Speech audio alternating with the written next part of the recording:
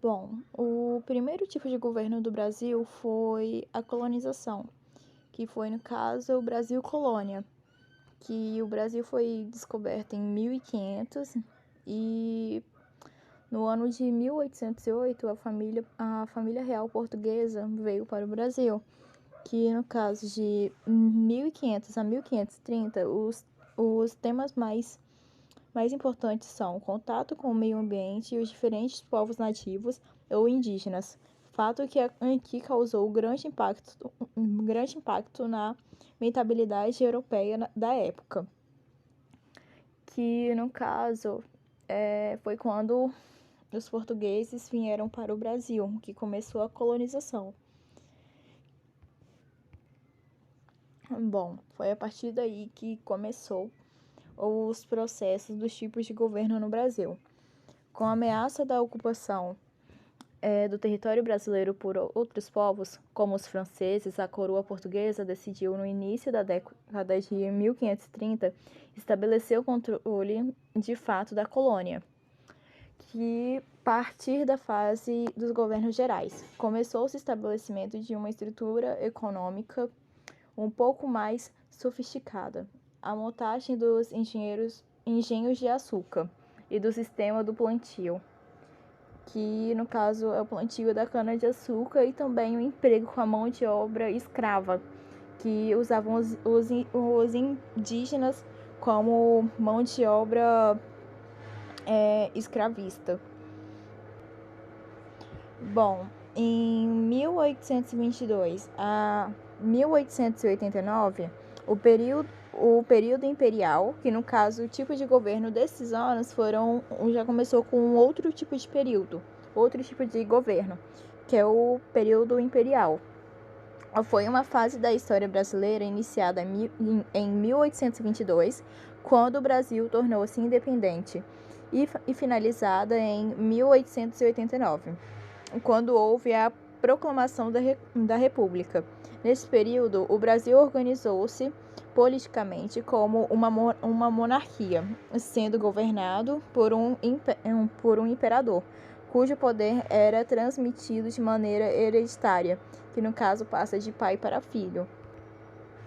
Bom, o período imperial da nossa história iniciou-se logo após a independência do Brasil, declarada dia 7 de setembro de 1822, quando Dom Pedro realizou o Grito da Independência às margens do Rio Ipiranga, em São Paulo.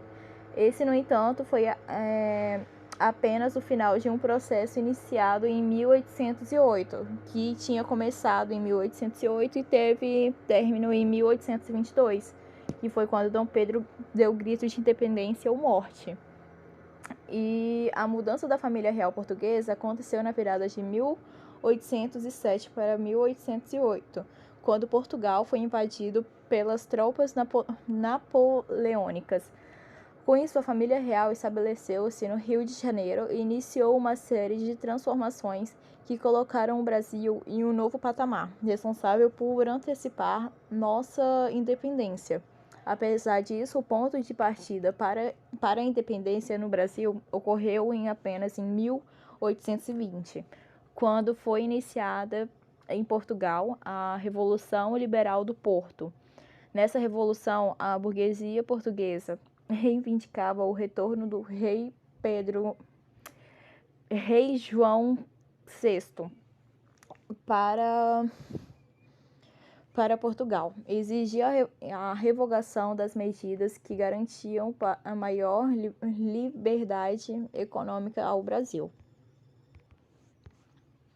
Bom, dos anos de 1822 a 1831 foi quando ocorreu o primeiro reinado. Foi o período da história do Brasil iniciado a partir da independência do país, em 1822. Essa fase estendeu-se até 1831, quando o imperador Dom Pedro I abdicou o trono brasileiro em favor de seu filho, Pedro de Alcântara, futuro Dom Pedro II. O primeiro reinado foi resultado direto do processo de independência do Brasil, que teve como ponto de partida a transferência da corte portuguesa para o Rio de Janeiro. A partir de 1808, quando isso aconteceu, uma série de transformações aconteceu no Brasil. A cidade do Rio de Janeiro cresceu e desenvolveu-se, os portos foram abertos e o comércio prosperou dessa forma. O Brasil deixou de ser colônia, tornando-se parte do Reino de Portugal. Os ânimos do Brasil estavam relativamente sob controle até 1820, quando eclodiu a Revolução Liberal do Porto, em Portugal. Essa revolução foi realizada pela burguesia portuguesa, que demandava o retorno do rei português para Lisboa e a revogação das medidas que haviam sido implantadas no Brasil. A Revolução Liberal do Porto foi muito mal recebida pelas elites econômicas do Brasil, que encararam essa revolta como uma tentativa de recolonizar o país. Assim surgiu o movimento pela independência do Brasil, o qual considerou considerou Pedro, filho de Dom João VI, como a pessoa ideal para liderar esse processo. Bom, outro período que teve foi o período regencial, que foi dos anos de 1831 a 1840. O período regencial é como conhecemos o período intermediário que existiu entre o primeiro e o segundo reinado. Estendeu-se de 1831 a 1840 e foi iniciado após o imperador Dom Pedro I ter abdicado do trono a favor do seu filho no ano de 1831, que foi encerrado em 1840, como ficou conhecido, o golpe da maioridade, que ganhou a coroação de Dom Pedro II como imperador do Brasil. Bom, o golpe da maioridade foi um movimento político que garantiu que Dom Pedro II fosse coroado imperador do Brasil com apenas 13 anos de idade, dando início ao segundo reinado, que no caso, Dom Pedro II ele tinha apenas 13 anos de idade e, de acordo com a lei, ele só poderia ser rei com apenas 18 anos. E fizeram um golpe da maioridade, que fez com que ele se tornasse rei e desse o início do segundo reinado, quando ele tivesse ainda apenas 13 anos. Bom, o segundo reinado é o período da história brasileira em que o país foi governado por Dom Pedro II. Esse período estendeu-se de 1840, quando Dom Pedro II foi coroado imperador após o golpe da maioridade, e encerrou-se em 1889, quando a proclamação da República colocou fim na monarquia do Brasil. Foi um período de grandes transformações no país e foi marcado por importante conflito, como a Guerra de Paraguai. A Guerra do Paraguai. Bom, a Guerra do Paraguai foi o reflexo da consolidação das nações da Bacia Atlantina, que no caso foi a Argentina, Uruguai, Brasil e Paraguai, e resultou em enormes destruições e grandes saldos de mortes, conflitos de maior duração e proporção de toda a história da América do Sul. A Guerra do Paraguai foi um grande divisor das águas para todos os países envolvidos. Bom, a causa da Guerra do Paraguai, diferentemente do que se pensava décadas atrás, as causas da Guerra do Paraguai não se relacionavam ao imperialismo da Inglaterra, pois estudos recentes realizados a partir de comprovação documental mostram que esse conflito foi resultado do processo de formação da consolidação das nações da Bacia Atlantina. Então, em 1889 a 1930 foi quando o Brasil se tornou república, que foi no dia 15 de novembro que quando foi proclamado por José do Patrocínio, da Câmara Municipal do Rio de Janeiro. Desde essa data, o Brasil já teve 6 diferentes repúblicas, a saber, que no caso, que as 6 diferentes repúblicas são a Primeira República, o governo provisório e constitucional de Vargas, o Estado Novo, a Quarta República, a ditadura militar e a Nova República.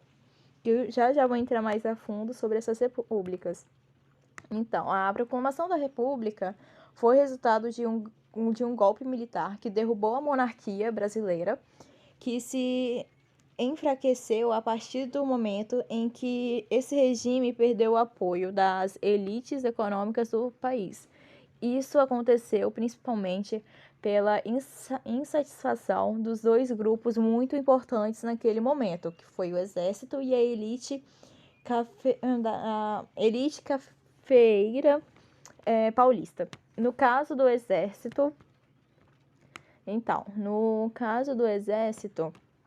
essa insatisfação vinha desde a Guerra do Paraguai. Os militares consideravam-se humilhados pela monarquia e exigiam melhorias salárias e no sistema da promoção da carreira. Além disso, não pode ser esquecida a influência das ideias positivistas que difundiam o republicanismo no seio do exército. Já no caso da elite, é importante mencionar que essa classe havia aderido há tempos à ideia republicanos.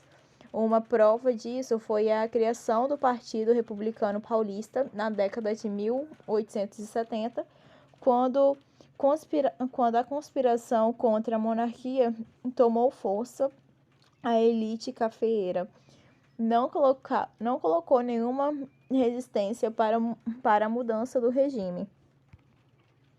Bom, no ano de 1930 até o ano de 1945, o Brasil teve um outro tipo de governo, que ficou muito conhecido como a Era Vargas, que foi um período iniciado em 1930, que no caso houve a Revolução de 1930 e finalizado em 1945 com a deposição de Getúlio Vargas. Nesse período da história brasileira, o poder teve centralizado em Getúlio Vargas, que assumiu como presidente do Brasil, após o movimento que depois o Washington Luiz da presidência. Bom, a Era Vargas foi o período de 15 anos da história brasileira, que se estendeu de 1930 a 1945, e no qual Getúlio Vargas era o presidente do país. A ascensão de Vargas ao poder foi resultado direto da Revolução de 1930, que destituiu Washington Luiz e impediu a pose de Júlio Prestes, que é o presidente eleito que assumiria o país. Aqui no caso, o Júlio Prestes acabou falecendo. Ao longo desse período, Getúlio Vargas proclamou centralizar o poder.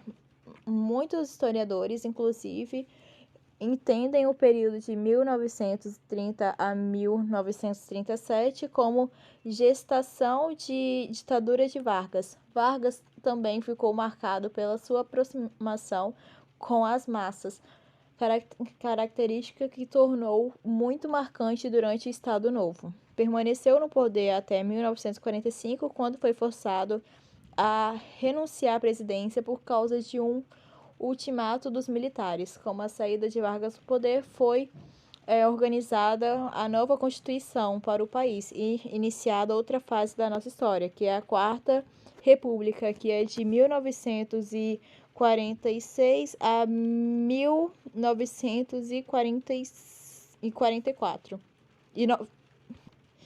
É de 1945 a 1964, que no caso a Quarta República, também conhecida como República Paulista, foi um período da história brasileira iniciado em 1946 com a pose de Eurico Gaspar Dutra e finalizado em 1964 com o golpe civil-militar que marcou o início da ditadura militar no Brasil. A República Paulista foi marcada por intensas tensões políticas e pela política desenvolvimentalista no Brasil.